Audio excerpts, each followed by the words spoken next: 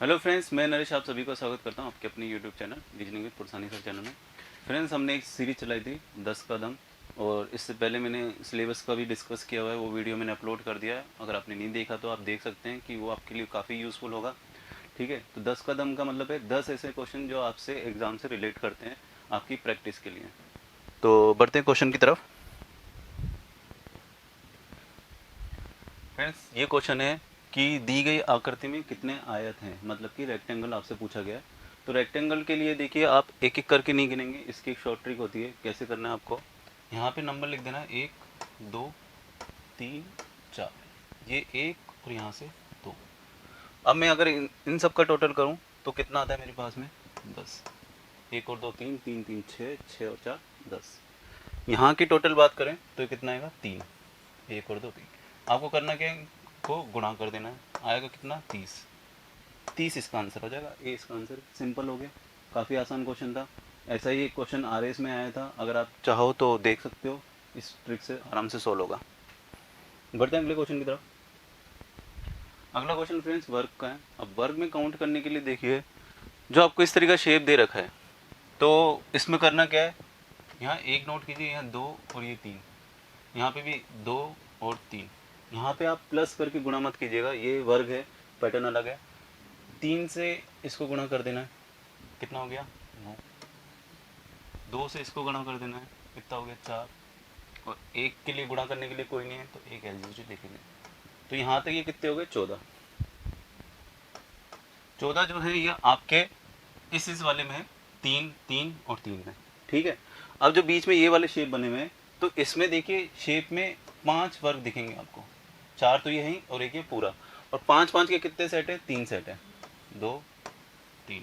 तो 5 5 के 3 सेट हुए तो 15, ये हो गए। टोटल कितने हो गए, 29। तो 29 ऑप्शन में दे रखा है, सी इसका आंसर हो जाएगा। बढ़ते हैं अगले क्वेश्चन की तरफ। अगला क्वेश्चन फ्रेंड्स क्लॉक का है। अगर पिछली बार बात करें तो डायरेक्शन और क्लॉक दोनों मिक्स करके दिया था। एनालिटिकल रीजनिंग से रिलेटेड है, आ सकता है, और चांसेस थे क्योंकि पिछली बार भी आए हैं इस तरह के क्वेश्चन। एक घड़ी 1 घंटे में 5 मिनट तेज चलती है। ठीक है, 1 घंटे में 5 मिनट तेज चल रही है। यदि दोपहर 12 बजे, कितने बजे सेट किया इसको, 12 बजे सेट किया। ठीक है, सेट कर दिया गया है। अब घड़ी कितना दिखा रही है, 6:30। अब घड़ी कितना दिखा रही है, 6:30। 12 बजे हमने सेट किया, टाइम अब कितना दिखा रही है, 6:30। तो वास्तविक समय क्या होगा, क्योंकि 5 मिनट आगे थी, तो वास्तविक समय हमें कैसे दिखाना है। 12 से 1 में देखिए 5 मिनट, 1 से 2 में 5 मिनट, 2 से 3 में भी 5 मिनट, और 3 से 4 में भी 5 मिनट, और 4 से 5 में 5 मिनट। अब यहाँ तक देखिए कितना घड़ी आगे बढ़ चुकी है, 5 बजने में 5:25 दिखाएगी, क्योंकि 25 मिनट आगे बढ़ चुकी है। यहीं मैं आगे की तरफ बढ़ूंगा तो 5 मिनट और जोड़ूंगा 1 घंटे का, तो एक्चुअल टाइम कितना होगा, यहाँ 30 मिनट मेरे पास एक्स्ट्रा आ रहे हैं। ठीक है, 30 मिनट एक्स्ट्रा आ रहे हैं, तो वास्तविक समय कितना होगा, 6 बजे। और 6 बजे आपको ऑप्शन में दे रखा है, डी इसका आंसर हो जाएगा। 30 मिनट आप लेस कर दीजिए, एक्चुअल टाइम आपके पास में आ जाएगा। बढ़ते हैं अगले क्वेश्चन की तरफ। अगला क्वेश्चन फ्रेंड्स ये पजल से रिलेटेड है। एनालिटिकल रीजनिंग में मैंने कहा था अरेंजमेंट आता है। अरेंजमेंट में सीटिंग अरेंजमेंट, रैंकिंग टेस्ट, इस तरीके से क्वेश्चन आते हैं। आपको इनको अरेंज करना है और आंसर देना है। एक कक्षा में 7 छात्र P Q R S T U और वी है। उनकी लंबाई के आधार पर उनकी तुलना की गई है, हाइट के अकॉर्डिंग तुलना की गई है। टी एस से छोटा है लेकिन यू से लंबा है। तो देखिए कैसे ड्रॉ करेंगे इस इन्फॉर्मेशन को। टी जो है वो एस से छोटा है, एस को पहले ले आइए, और लेकिन यू से लंबा है। तो एक क्वेश्चन तो मेरे पास में ये आ गई। यू पी से लंबा है, अच्छी बात है। आर और क्यू वी से छोटे हैं। वी से छोटे क्या हैं, आर और क्यू, लेकिन एस से लंबे। अब मैं इन दोनों को यहाँ पे उठा के ले जा सकता हूँ, आर और क्यू, और वी क्या है, इनसे। उनकी लंबाई का इनमें से कौन सा अनुक्रम संभव हो सकता है। देखिए आर और क्यू का कोई कंपैरिजन दे नहीं रखा है, बट ऑलमोस्ट जितना दे रखा है, क्या वो ऑप्शन में मैच कर रहा है। तो अगर मैं बात करूं ए की, तो वी आर से भी बड़ा है, और आर क्यू से बड़ा है। S T U V P का अपने पास में क्रम था। बात करते बी की, तो ये वाला तो ए वाला तो सही हो चुका है। अगर बी वाले में कंपेयर करें तो देखिए टी आ रहा है एस से पहले, जबकि टी क्या है, एस के बाद है, तो ये वाला तो क्रॉस हो गया, ठीक है। वी आर क्यू यहाँ तक सही है, यू पहले आ रहा है, ये भी क्रॉस हो गया। वी क्यू आर तक सही है, एस भी सही है, टी भी सही है, लेकिन लास्ट में क्या हो गया, पी और वी का दे रखा है, जबकि ये यू और पी है, ठीक है। तो ये वाला भी गलत हो गया, तो आंसर क्या बैठ जाएगा, ए हो जाएगा। आर और क्यू का हमें कोई कंपैरिजन दे नहीं रखा था, लेकिन ऑप्शन से हमने इसको सही कर दिया, ठीक है। बढ़ते हैं अगले क्वेश्चन की तरफ। अगला क्वेश्चन फ्रेंड्स सिटिंग अरेंजमेंट का, यहाँ इंग्लिश में दे रखा है, आप देख लीजिए। इसके बाद जो है हिंदी में दे रखा होगा, क्योंकि क्वेश्चन बड़ा है तो एक स्लाइड में नहीं आ पा रहा था। ये हिंदी में कोई क्वेश्चन दे रखा है, और अगर आप इंग्लिश मीडियम से तो इसका पीडीएफ मेरे टेलीग्राम चैनल पे अपलोड किया गया है, और पीडीएफ को डाउनलोड करने के लिए और टेलीग्राम चैनल ज्वाइन करने के लिए डिस्क्रिप्शन में इसका लिंक दे रखा है, आप आराम से ज्वाइन करके पीडीएफ डाउनलोड कर सकते हैं, खुद से प्रैक्टिस कीजिए, ठीक है। ठीक है फ्रेंड्स, बढ़ते हैं अगले क्वेश्चन की तरफ। अगला क्वेश्चन जो दे रखा था आपको, ये अरेंजमेंट से रिलेटेड है, और एनालिटिकल रीजनिंग में अरेंजमेंट से रिलेटेड क्वेश्चन एक आएगा ही आएगा, क्योंकि पिछली बार एनालिटिकल रीजनिंग से एक भी क्वेश्चन नहीं आया था, तो इस बार चांसेस बन सकते हैं कि एक क्वेश्चन आने के। देखिए जैसे जैसे इन्फॉर्मेशन दे रखी है वैसे वैसे आप पुट करते जाइए। पी क्यू के बगल में है, तो पी क्यू को ऐसे भी बिठा सकते हैं और ऐसे भी बिठा सकते हैं, दोनों तरीके हैं।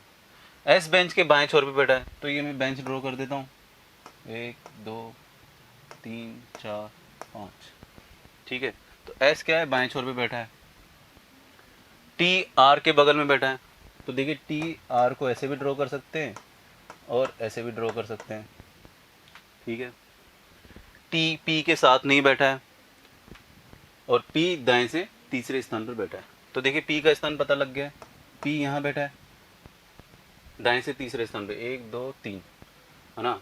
और उसके अलावा क्यू देखिए, क्यू को मैं यहाँ बैठा सकता हूँ, बगल में बैठा है।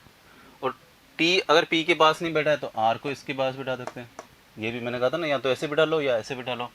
अब आपसे क्या पूछा गया है, आर कहाँ बैठा है, तो आर कहाँ बैठा है, पी और टी के मध्य में, ऑप्शन में दे रखा है डी इसका आंसर हो जाएगा। बढ़ते हैं अगले क्वेश्चन की तरफ। अब जो क्वेश्चन आ रहे हैं फ्रेंड्स वो एलआर से आएंगे, और पिछली बार 5 क्वेश्चन आए थे एलआर के, तो जाहिर सी बात है इस बार 3 से 4 क्वेश्चन तो एलआर के आएंगे ही आएंगे। प्रश्न पूछा गया सूरजमुखी का रंग क्या है, आपको क्वेश्चन पूछा गया इससे रिलेटेड कथन, मतलब कथन जो है कौन सा आपके लिए पर्याप्त है आंसर देने के लिए। तो पहला कथन दे रखा है, नीले को सफ़ेद कहा जाता है, सफ़ेद को लाल कहा जाता है, और लाल को पीला कहा जाता है, ठीक है। पहले तो मुझे ये बताइए सूरजमुखी का कलर वैसे क्या होता है, सूरजमुखी का कलर होता है पीला। अब क्या फर्स्ट कथन में पीले को क्या कहा जाता है ये दे रखा है क्या, नहीं दे रखा। लाल को पीला कहा जाता है, लेकिन पीले को क्या कहा जाता है ये नहीं दे रखा, तो ये वाला तो क्रॉस हो जाएगा। अगले में बात करते हैं, पीले को बैंगनी कहा जाता है, तो ये आपको यहाँ पे मिल चुका है, तो ये वाला आपका सही हो जाएगा, और आंसर क्या हो जाएगा, डी इसका आंसर हो जाएगा, केवल सेकंड पर्याप्त है। बढ़ते हैं अगले क्वेश्चन की तरफ। अगला क्वेश्चन फ्रेंड्स ये दे रखा है, वही एलआर से रिलेटेड है, कथन और धारणा, पूर्व धारणा जिसको अपन बोलते हैं। देखिए बर्फीले मौसम में ड्राइव स्लो साइन बोर्ड प्रत्येक राजमार्ग में स्थापित किया जाता है। अगर आप मनाली गए हैं, कश्मीर गए हैं, तो बर्फीले रास्तों पे अक्सर ये साइन बोर्ड मिलेगा आपको, ड्राइव स्लो। तो इसकी क्या धारणा होती है, धारणाएं दे रखी है आपको, आप पढ़िए आराम से। बर्फ़ गिरने के दिनों में बहुत घातक दुर्घटना होती है, जाहिर सी बात है बर्फ़ गिरती है तो दुर्घटनाएं बहुत होती है, इसलिए इस तरीके का बोर्ड लगा रहता है, तो ये वाला तो सही रहेगा। बर्फीले दिनों में सड़कों पर फिसलन होती है और ड्राइव करने के लिए खतरनाक होती है, ये वाला भी आपका सही बैठेगा, कहीं से भी गलत नहीं है, तो क्या हो जाएगा, दोनों ही सही हैं, और क्या आंसर हो जाएगा, डी, डी इसका सही आंसर हो जाएगा। बढ़ते हैं अगले क्वेश्चन की तरफ। अगला क्वेश्चन दे रखा है आपको, कथन एवं निष्कर्ष से, तो इम्पोर्टेंट टॉपिक है, एलआर से रिलेटेड है। मैंने एलआर के क्वेश्चन इसलिए ज़्यादा लिए क्योंकि पिछली बार 5 क्वेश्चन आ गए थे इसके। शिक्षक ने कहा, जिन लोगों ने प्रश्न संख्या 10 करने का प्रयास किया है उन्हें 2 अतिरिक्त अंक मिलेंगे, क्योंकि प्रश्न में टाइपिंग त्रुटि थी। आप आरएस का पेपर देते हैं, कई बार आंसर गलत आ जाता है, तो उसका एक आपको बोनस अंक मिलता है, क्योंकि टाइपिंग की गलती हुई है उसके अंदर, ठीक है। तो आपके लिए आसान होगा निष्कर्ष निकालना। प्रबंधन की त्रुटि के कारण ग्रेस मार्क दिया जाता है, बिल्कुल सही बात, पूरा मैनेजमेंट की गलती थी, इसलिए आपको ग्रेस मार्क्स मिलेगा ही मिलेगा। कई छात्रों ने उस सवाल को हल करने का प्रयास किया है, इसलिए शिक्षक ग्रेस अंक दे रहे हैं। तो देखिए कोशिश की गई थी, कथन से रिलेट कर रहा है निष्कर्ष, निष्कर्ष जो है वो कथन से रिलेट कर रहा है, क्योंकि कथन में साफ साफ कहा गया था कि जिसने प्रयास किया है उसको हम 1 मार्क एक्स्ट्रा देंगे, ग्रेस मार्क्स देंगे, तो कई छात्रों ने इस सवाल को हल करने का प्रयास किया है, इसलिए शिक्षक ग्रेस अंक दे रहे हैं। कथन से रिलेट कर रहा है तो ये वाला भी सही जाएगा। तो क्या हो जाएंगे, दोनों सही, दोनों निष्कर्ष अनुसरण करते हैं, सी इसका सही आंसर हो जाएगा। बढ़ते हैं अगले क्वेश्चन की तरफ। अगला क्वेश्चन भी कथन निष्कर्ष का ही है। क्या दे रखा है, चांद पर कदम रखने के बाद नील आर्मस्ट्रांग ने कहा, एक आदमी के लिए ये एक छोटा कदम है परंतु मानव जाति के लिए ये एक विशाल छलांग है। रिसेंटली चंद्रयान 3 भी उतरा है और आपने देखा होगा इंडिया के लिए बहुत बड़ी बात हुई है। तो क्वेश्चन देखिए कितना अच्छा बना है, एकदम चांद के ऊपर ही क्वेश्चन आ गया है। नील आर्मस्ट्रांग पहला जो व्यक्ति था जो चांद पे उतरा था, उसने क्या स्टेटमेंट दिया था कि एक आदमी के लिए ये एक छोटा सा कदम है परंतु मानव जाति के लिए एक विशाल छलांग है। तो अब निष्कर्ष की तरफ बोल रहे हैं, नील आर्मस्ट्रांग ने खुद को मानव जाति बताया नहीं, वो खुद की बात नहीं कर रहा है, यहाँ पे पूरी मानव जाति की बात कर रहा है वो, ठीक है। तो ये वाला क्रॉस हो जाएगा। नील आर्मस्ट्रांग के शब्दों से केवल मानव जाति की उपलब्धि की भावना गूंजती है। तो ये देखिए पूरा पूरा कथन से रिलेट कर रहा है, पूरी मानव जाति की बात कर रहा था वो, तो ये वाला सही हो जाएगा। आंसर क्या हो जाएगा, केवल सेकंड, बी इसका आंसर हो जाएगा। तो फ्रेंड्स बढ़ते हैं अगले क्वेश्चन की तरफ। अगला क्वेश्चन आपको अरेंजमेंट से रिलेटेड दे रखा है। क्या बोल रहा है, A B C D E F G 7 जन हैं और 2 किशोरी लड़कियां हैं। तो यहाँ पे किशोरी लिख देता हूँ मैं, ये किशोरी है, 2 है ना, 2 शिशु हैं, तो ये शिशु हो गए, ये 2 आएंगे। और वृद्ध, वृद्ध क्या होते हैं, ओल्ड, ये ओल्ड हो गए, और ये कितने हैं, 3 हैं। तो मैंने कहा था जैसे जैसे इन्फॉर्मेशन दे रखी है वैसे वैसे ड्रॉ कर लीजिए। बी एफ और ई वृद्ध व्यक्ति नहीं है, फिर भी आपको ड्रॉ करना है। बी एफ और ई की बात की गई, ये 3 नहीं है। ए एफ और सी, ए एफ और सी ये क्या है, ये तीनों किशोरी नहीं हो सकते, किशोर लड़कियां नहीं हो सकती, ठीक है। उसके बाद बोला जी एक वृद्ध व्यक्ति है, जी एक वृद्ध व्यक्ति है, और जबकि डी एक शिशु है, डी एक शिशु है। तो अब देखिए आपसे पूछा क्या गया है, निम्नलिखित में से कौन सी 2 किशोर लड़कियां हैं। तो अगर मैं बात करूं ए एफ सी तो किशोरियां हो नहीं सकती हैं, डी एक शिशु है, डी भी नहीं हो सकती, जी एक ओल्ड है तो वो भी नहीं हो सकती। तो बच कौन से गए, देखिए बच गया एक तो बी बच गया, ठीक है, और एक क्या बच गया, ई बच गया। तो बी और ई ऑप्शन में दे रखा है कि आपको बी और ये ए आंसर दे रखा है, तो ये इसका आंसर हो जाएगा। तो फ्रेंड्स आपको वीडियो कैसा लगा, अच्छा लगा तो इसे लाइक कीजिए और इसे ज़्यादा से ज़्यादा शेयर कीजिए। मिलते हैं अगले वीडियो में, थैंक यू।